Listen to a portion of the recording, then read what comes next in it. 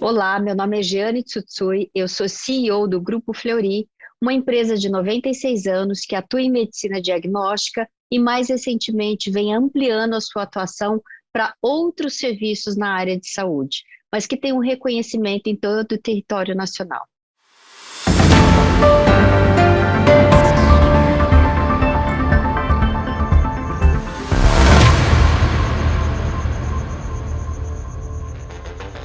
Patrocínio Amazon. Vem ser um vendedor parceiro Amazon. Seu negócio voa. A gente teve saltos significativos. Vacinação foi um grande exemplo, né? Todo mundo fala sobre o advento de antibióticos. Então, o Brasil, de uma maneira geral, ele está muito bem posicionado em saúde. Nós, claro que a gente tem um gasto significativo do PIB com saúde, claro que a gente tem uma oportunidade de ampliar acesso à saúde, mas de uma maneira geral, nós temos um sistema de saúde que dá acesso à saúde, à população. Então, temos muita coisa para melhorar. O Brasil não deixa a desejar, se a gente olha, por exemplo, os serviços de saúde em alguns centros no Brasil, não deixa a desejar para nenhum local. Temos tecnologia, temos cada vez mais empresas que olham para essa visão de ecossistema, de levar soluções, de levar o melhor cuidado. Então, estamos bem posicionados. Talvez aqui o aspecto que eu trago precisamos aumentar o acesso. É fato, né? Não basta você ter saúde de qualidade para uma certa população e não ter para outra. Então, temos ainda desigualdades no país que precisam ser encaradas e precisamos, ao longo do tempo, buscar soluções. Temos muitas oportunidades. Onde tem desafio, temos solução e temos oportunidades. Então, é isso que a gente tem que fazer. Mas, de uma maneira geral, eu tendo a ter um olhar otimista para aquilo que nós, no Grupo Fleury, estamos construindo, para aquilo que a gente tem de futuro e para cada vez mais as pessoas estarem atentas à questão de qualidade de vida e de saúde no nosso país. Isso é muito, muito importante. A gente pode falar realmente, a pandemia foi um choque para o mundo, né? Acho que nunca a gente se deparou com uma situação tão difícil, com tantas incertezas, porque é fato que no início havia uma incerteza muito grande, ao longo do tempo o conhecimento científico veio e deu mais segurança. A gente tem que olhar que o aspecto positivo, queira ou não, nós temos com 80% da população vacinada, né? Isso é uma realidade que nem todos os países, mesmo países que tinham mais acesso, tá com esse nível, porque eu acho que tem uma conscientização da nossa população, da nossa sociedade sobre isso, que é muito positivo. Claro que tem aspectos de melhoria, claro que tem aspectos de você falar, olha, como que você pode fazer a gestão dos recursos, como a gente falou em saúde. Monkeypox é outro aspecto, assim como várias outras situações de saúde nós podemos enfrentar. Acho que ninguém estava preparado para a pandemia, mas a conscientização de que outras situações de saúde virão, além das doenças crônicas, que não se fala agora, porque está todo mundo falando de epidemias, mas, gente, doenças crônicas é um baita de um desafio, né? O número de doenças crônicas, o número de pessoas que morrem de doenças crônicas, doenças cardiovasculares, que é a principal causa de morte, doenças oncológicas, que vai crescer com o envelhecimento da população, são aspectos muito importantes para a gente pensar. Por isso que precisa haver uma estruturação, sem dúvida nenhuma, de toda a política de saúde pública, para que a gente olhe para a questão de obesidade, de diabetes, de hipertensão na população, para que a gente enfrente tudo isso. Então, é o balanço de olhar aquilo que vem surgindo agora e que, claro, a OMS declara a situação de emergência, existe uma preocupação e precisamos ter, mas a gente não pode descuidar daqueles problemas crônicos que estão aí e que muitas vezes não está no holofote. Então, essa questão de saúde pública, ela é fundamental, tem aspectos que você sempre pode melhorar, e aí tem aspectos não só de diretrizes de Ministério de Saúde, mas de conscientização da população, e cada um tem que fazer a sua parte, né? Acredito que essa questão de somos todos responsáveis, e quem atua na área de saúde tem um papel aí muito importante, mas é muito também de a gente não ir só pelo que está agora, porque senão a gente não constrói aquilo que é a base daquilo que precisa ser feito em termos de saúde pública de uma maneira geral. Acredito que a pandemia, que foi realmente um momento de muito sofrimento para todo mundo que perdeu os seus entes queridos, e a gente tem a obrigação de trazer os aprendizados disso. A pandemia mostrou a importância de saúde, né? Saúde em termos de qualidade, sem saúde você não é nada, sem saúde não adianta ter outros recursos. Eu acho que houve maior conscientização. A pandemia mostrou essa questão que você trouxe tão bem, né, Beth? Que é a necessidade do país ter realmente ciência e tecnologia forte para poder não só atender às necessidades, mas realmente se desenvolver, e a sociedade precisa, de uma maneira geral, cobrar isso e, de uma maneira geral, valorizar isso. Muitas vezes isso não é tão valorizado, o trabalho dos cientistas que estão lá, e a pandemia agora jogou luz sobre essa questão. E não pode ser espasmódico, né? Isso precisa ser realmente uma conscientização da necessidade de educação no país, de saúde no país. Primeiro que nós sabemos que o SUS ele tem um serviço, por exemplo, de atenção primária, o Programa Nacional de Imunização, que é extremamente forte. A pandemia mostrou exatamente isso, a força e a necessidade de você ter um sistema de saúde organizado e que atenda a população. Agora, nós sabemos que parte dessa população está na saúde suplementar, principalmente com os planos empresariais, ou seja, as empresas que oferecem os serviços de saúde, suplementando aquilo que você tem de acesso universal no país.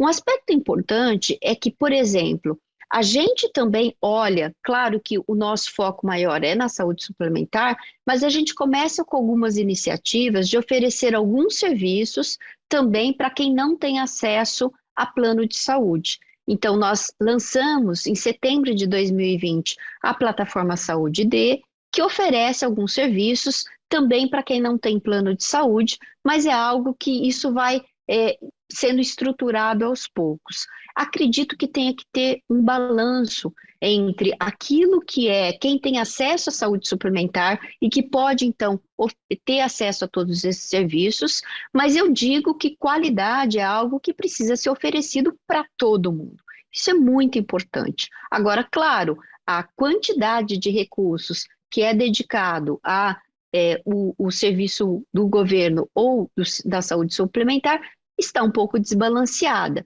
Então, mas é preciso utilizar com muita responsabilidade o recurso em todas as esferas e valorizar aquilo que a gente tem. Então, nós temos um país que tem um sistema SUS que funciona muito bem e que, ao longo, como eu falei, da pandemia, mostrou a importância. Existe diferentes tipos de serviço, e aqui eu não gostaria de fazer nenhum julgamento. Então, são sistemas que, a partir do momento que você tem o número maior de pessoas com acesso à saúde suplementar, você também alivia o SUS. Por quê? Se você tem um número tão grande de pessoas com aquele determinado recurso, se você tiver mais pessoas na saúde suplementar, aqueles recursos do SUS são mais aproveitados para aquelas pessoas que não têm acesso à saúde suplementar. Então, eu acho que é um equilíbrio que acaba ajudando a todos.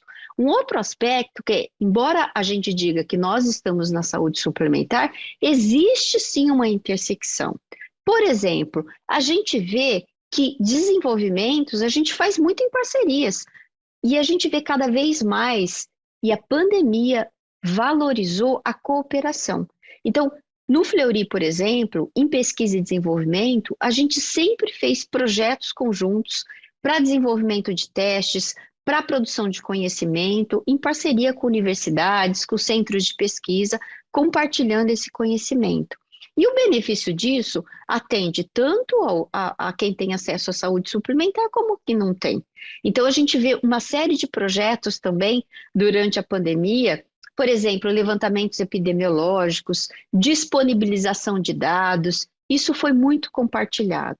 Acredito que ainda tem espaço para ver cada vez mais esse compartilhamento e as empresas realmente estão no momento em que cada vez mais algumas colaborações estão acontecendo. Isso beneficia a todos. Então, este olhar de prevenção, ou mesmo de educação, ou mesmo de levar informações para toda a população, não precisa ser para uma ou para outra, né? Essa questão de ensinar, de falar sobre cuidado com saúde, isso tem que ser para todo mundo. E a gente vê muitos das pessoas, dos médicos que atuam conosco, também estão nas universidades, formando profissionais, levando conhecimento, isso é muito rico. Essa interação, ela pode acontecer e deve acontecer com maior frequência. Mais recentemente, o Fleury, que é uma empresa que sempre foi reconhecida como medicina diagnóstica, vem ampliando, como eu falei, a sua atuação. Mas o ponto fundamental é que medicina diagnóstica, ela é base para uma série de questões na jornada de cuidado do paciente. Desde a prevenção, que é tão importante no cuidado à saúde, até as especialidades ou mesmo a atuação em hospitais. E o Fleury tem esse foco em medicina diagnóstica com a sua capilaridade nacional. Nós temos mais de 300 unidades de atendimento em todo o país, atuando com medicina diagnóstica em 9 estados mais Distrito Federal, e sim, tem espaço para continuar crescendo. Nós sabemos que a medicina diagnóstica ainda é no Brasil uma área fragmentada, e nós temos uma visão da importância da medicina diagnóstica para dar todo esse suporte preventivo.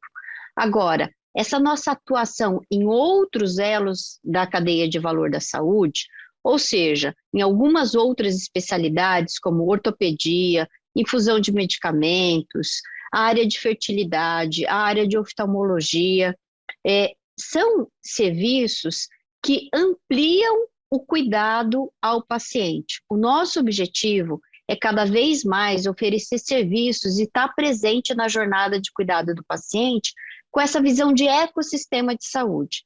O que é um ecossistema de saúde? É você oferecer mais serviços que atendam a necessidade do paciente em toda a sua vida. Então, essa nossa estratégia de criação de um ecossistema sustentável de saúde, ela está muito atrelada a essa visão de que nós temos uma população que tem um envelhecimento e que tem um aumento de doenças crônicas. Então, o nosso objetivo é estar cada vez mais presente na jornada de cuidado das pessoas. Essa questão de concorrência ela é muito relevante, ou seja, nós sabemos da importância de ter opções para que o cliente possa escolher o seu melhor serviço. Mas quando a gente olha especificamente a medicina diagnóstica, se você pega os 4 maiores players de saúde de medicina diagnóstica no país, eles têm ao redor de 30% apenas do mercado de saúde suplementar.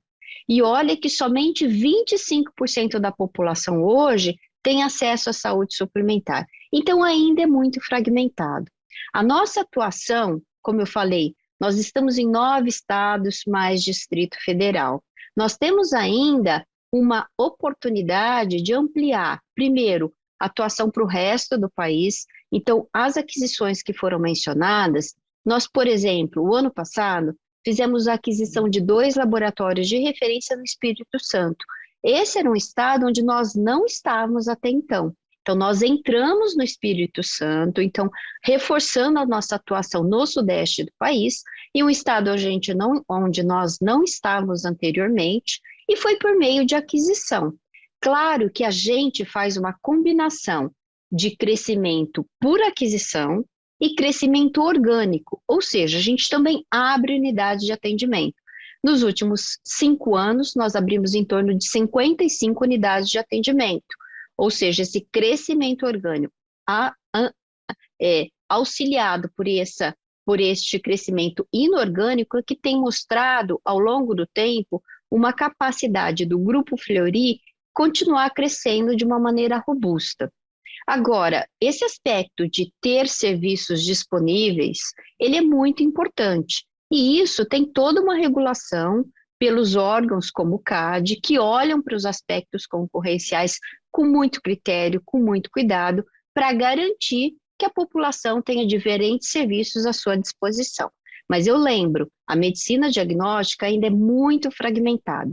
E qual a importância de você ter os grupos maiores? Por que que a gente também olha para este crescimento? Porque quando você tem essa maior capilaridade, um número maior de unidades, um número maior de clientes, você também tem ganhos de sinergia. E esses ganhos de sinergia também retornam para investimentos. Então, a gente tem feito investimentos significativos para compra de novos equipamentos, para investimento em pesquisa e desenvolvimento, que é um aspecto muito importante da área de medicina diagnóstica, da área de saúde de uma maneira geral. Então, isto reverte também em benefício para o paciente, para o médico, para a área de saúde de uma maneira geral. Então, as grandes empresas acabam revertendo parte de todo esse ganho de crescimento para os investimentos. Então, eu acho que é um balanço muito saudável de crescimento e por isso que a gente fala muito de crescimento sustentável, olhando aquilo que faz sentido para o paciente, para o médico e para o sistema de saúde. Queremos que o sistema de saúde tenha aí uma oportunidade de ampliar o acesso ao número de beneficiários. Exames, eles são muito importantes para o diagnóstico, para a condução dos casos. Se a gente olha, mais ou menos 70% das decisões médicas, elas são baseadas em exames laboratoriais. Entretanto, nós também compartilhamos uma preocupação, como a gente falou, de que os recursos precisam ser utilizados de forma adequada. Então, do mesmo jeito que você tem uma questão de educação médica e o Grupo Fleury, por exemplo, atua muito com produção de conteúdo para dizer quando é adequado e quando não é adequado. Para isso já existem diretrizes médicas, existem algoritmos de investigação diagnóstica que a gente o tempo inteiro discute com os médicos. Existem os casos mais complexos que o nosso consultor médico discute o caso, não só leva essa informação do resultado, mas o resultado olhando todas as características do caso, que ao longo do tempo ajuda. Então, eu acredito que tenha uma questão de você levar a informação, de você utilizar adequadamente. A gente sempre diz, nós somos uma empresa de medicina diagnóstica, mas eu não quero fazer um exame que não é necessário. Eu prefiro fazer os exames para um número maior de clientes, de pacientes e todos que sejam necessários. Então, se houver essa visão compartilhada do uso adequado dos recursos, da nossa responsabilidade como empresa, e é por isso que a gente faz tanto a discussão de educação médica, de levar a questão de adequação em todos os momentos, para fazer ou não fazer um determinado teste para um determinado paciente. E tem um aspecto de um determinado momento, né? Como que, a partir de um resultado, rapidamente uma decisão ou uma condução médica é feita. Então, por exemplo, nós temos não só uma produção de conteúdo, mas a gente faz milhares de discussões de casos para que aquele resultado de exame seja realmente tomada uma conduta médica num tempo adequado. Então, são todas situações que ajudam. E eu só lembro um seguinte aspecto, embora se fale de exames, nos locais onde você tem mais medicina preventiva, mais diagnóstico precoce, você tem ao longo do tempo redução do custo. Então, este equilíbrio precisa ser muito bem avaliado, porque muitas vezes você fazer o teu acompanhamento periódico, isso não é desperdício, pelo contrário, você está usando adequadamente para evitar uma complicação que tenha um maior custo posteriormente. Existem algoritmos que dão suporte à decisão médica.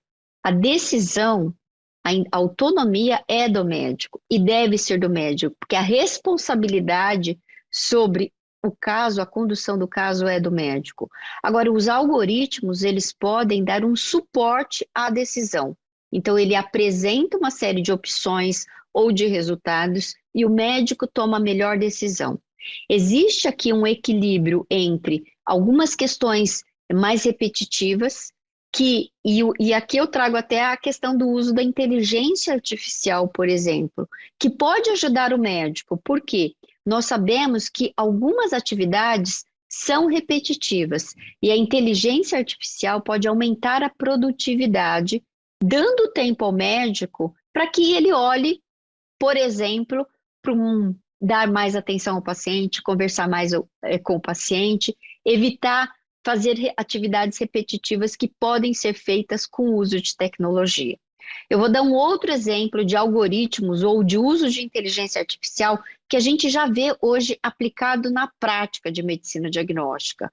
Hoje, nós temos mais ou menos soluções de inteligência artificial que conseguem, a partir de imagens, identificar padrões que podem, inclusive, nos dizer que um determinado exame é um caso crítico e que precisa ser visto rapidamente por médico.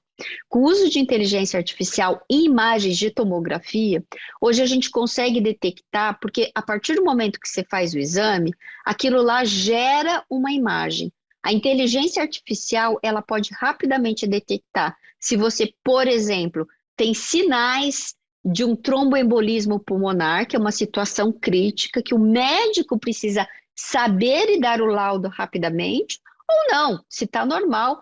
Então, esse uso de inteligência artificial pode salvar vidas, porque ele identifica rapidamente um caso grave, ele puxa na fila e avisa o médico que aquele exame precisa ser laudado rapidamente. Então, hoje é o tipo de algoritmo de inteligência artificial que te ajuda a dar mais produtividade, a salvar vidas, e cada vez mais a gente vê isso. Mas em todo momento eu digo que inteligência artificial nunca vai substituir o médico, porque a decisão é do médico. O que ele vai fazer é te ajudar a dar mais produtividade ou ajudar